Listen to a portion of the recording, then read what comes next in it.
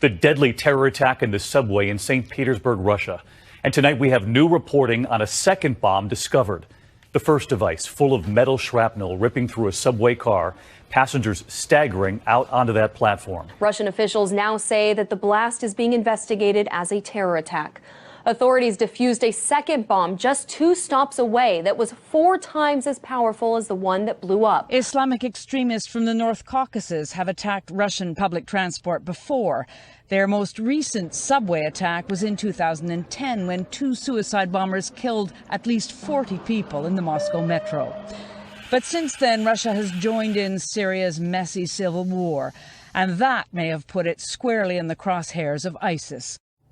According to Russian media, Scott, the police now think one man was responsible for this attack, a 23-year-old from Central Asia with links to radical Islamist groups. They believe that he hid the first bomb and then got on the train with the other one in a backpack and blew himself up. The cell phone videos of chaos and carnage today on a Russian subway platform are what law enforcement officials around the world fear could happen in their city. Thick, acrid smoke, the mangled door of a subway car, passengers crying for help. At least 11 people were killed, their bodies pulled out of the wreckage. This bloodied woman was one of some 40 other passengers wounded in the blast, all from a single bomb that went off as the train traveled between 2 stations in mid-afternoon. Less than 1 hour later, officials discovered and disarmed a second bomb in this black bag, loaded with shrapnel, planted at another St. Petersburg subway station.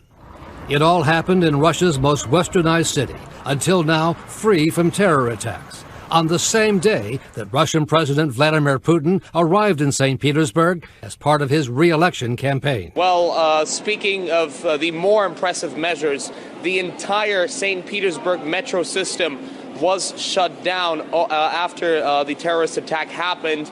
And just for you to understand, there are 2 million passengers daily using this metro system. It is the 4th busiest after Moscow, London, and Paris in Europe. And this really caused a traffic deadlock. Buses were arranged that followed the metro routes to really try and help people get around the city. That was actually the time when most people were leaving work. We were on the other side of the station from where the explosion happened, 10 minutes after. There were no medics yet. We saw smoke, fumes, people on the ground. I can't say how many, but several. I couldn't see clearly. The people lying on the ground were covered in black, as if burnt. There was a crazy rush. The train I was in went slower for several seconds, as stopping had been forbidden. We were able to see everything. Some people were crying at the horror of it all. The train car was mangled, the doors ripped out. As I was going down the escalator, I suddenly noticed a horrible stench of smoke. When the train arrived, I went in and started waiting for Technological Institute station to see what had happened, as I had heard from my friends about the evacuation there. People on the train didn't seem to know about the incident, as they waited to exit, but the doors stayed closed. I looked out of the window and saw medical teams and firemen, and I also saw the heavily damaged train carriage. One girl, a complete stranger, grabbed my hand and asked to go out. It was really scary, heavy smoke everywhere. The explosion in St. Petersburg dominates Europe's main newspapers, with several of them using words such as terror or massacre on the metro. The story has special resonance in the UK in the wake of the recent attack in Westminster. In Lisbon and Brussels, the papers lament the number of victims, while also discussing the challenge facing Russia in its fight against terrorism on several fronts. While in Germany, Chancellor Merkel is quoted within an article describing the attack as a barbaric act. But perhaps symbolism speaks louder than words.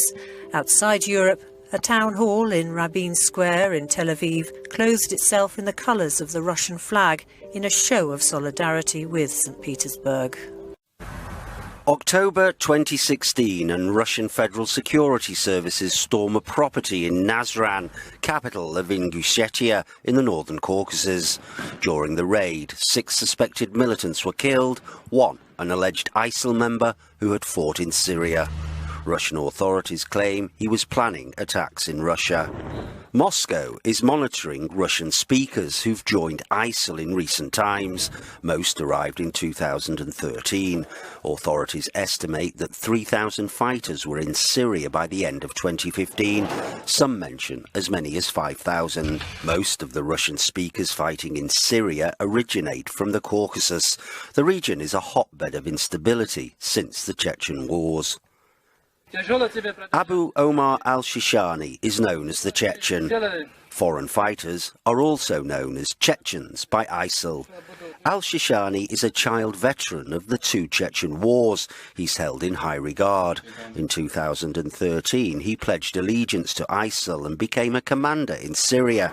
He was killed last year.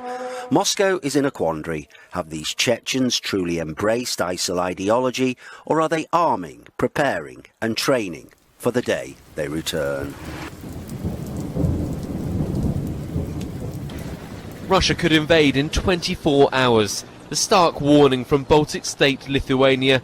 The country's intelligence agencies claim the Kremlin has upgraded its regional military capabilities. Their assessment, Moscow can now launch an attack on any Baltic state in just a day. The speed could limit NATO's ability to respond.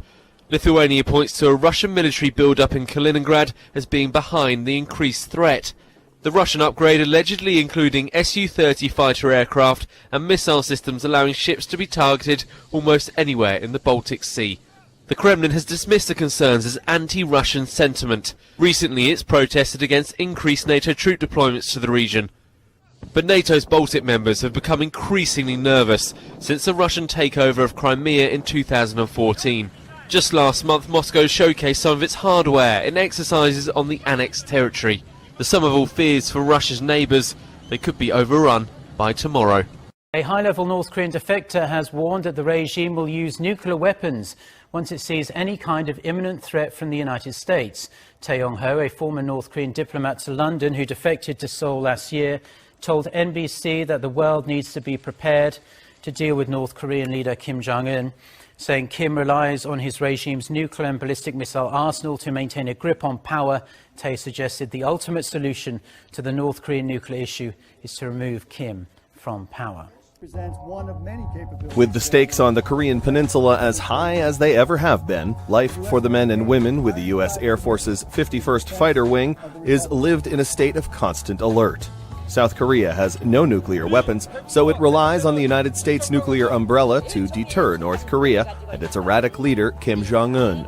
Osan in South Korea is less than 50 miles from the demilitarized zone that separates the mortal enemies and is home to a large portion of nearly 30,000 U.S. military personnel in South Korea, making it the leading edge of the shield that protects the South from the North.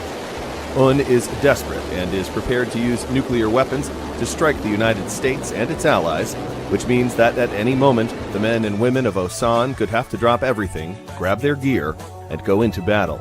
While troops of India and Pakistan have exchanged heavy fire and targeted each other's positions on the line of control, dividing the disputed region of Kashmir.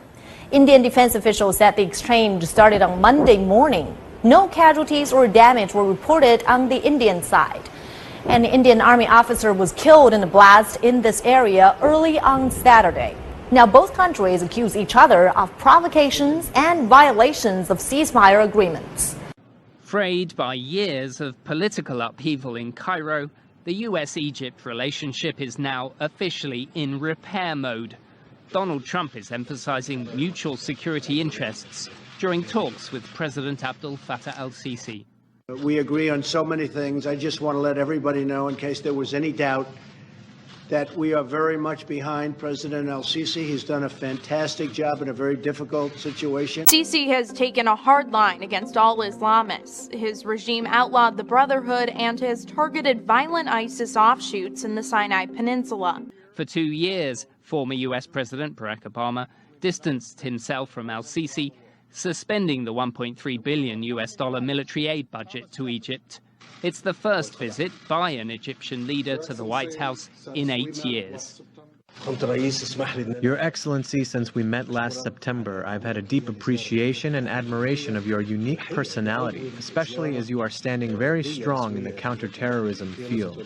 To counter this evil ideology that is claiming innocent lives, that is bringing devastation to communities and nations, and that is terrorizing the innocent people. Al-Sisi's looking for closer business and investment ties and continued US military and civilian aid at a time of economic turbulence in Egypt, where inflation has hit over 30% following a painful currency devaluation.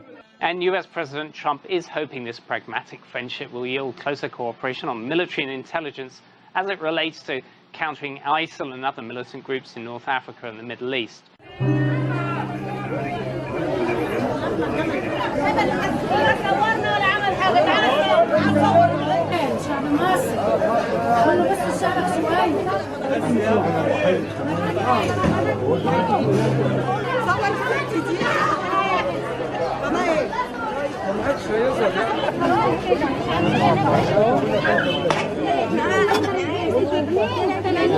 بياكلوهم لا ايوه والبلد كلها تعبانه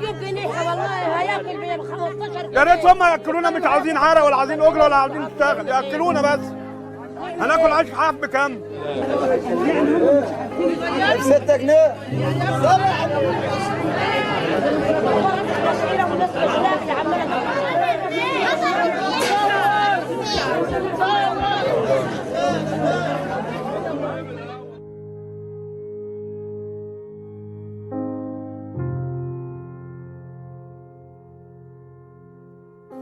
President's son-in-law and senior advisor Jared Kushner is adding another item to his already broad White House portfolio, making an unannounced trip to Baghdad to show support for Iraq's government as it fights ISIS forces in Mosul. Kushner is traveling with Joseph Dunford, chairman of the Joint Chiefs of Staff. Margaret Brennan has more on Kushner's ever-expanding White House role. 36-year-old Jared Kushner has no diplomatic experience, but he's become an envoy to foreign leaders, at times in place of the Secretary of State. If you can't produce peace in the Middle East, nobody can. Before taking office, the president tasked his son-in-law with brokering peace between the Israelis and Palestinians. Kushner played a key role in February's visit from Israeli Prime Minister Benjamin Netanyahu. Can I reveal, Jared, how long we've known you? Finessing the strained relationships with Mexico and working with the Canadian government are also Kushner projects. Perhaps Kushner's biggest task will come later this week. He has led preparations for a high-stakes visit from the Chinese president. During the Washington Nationals season opening game Monday in Washington, D.C., protesters brought a banner that said, "Impeach Trump, #resist," revealing it just as the game was ending. The organizers behind the stunt were reportedly from the group Americans Take Action, who also pulled a prank at the Conservative Political Action Conference by distributing small Russian flags with Trump's name. According to one of the group's members, Jason Charter, Americans Take Action was planning on revealing the banner when Trump was on the field to throw the ceremonial first pitch. However, the White House said last week that Trump would not attend the game.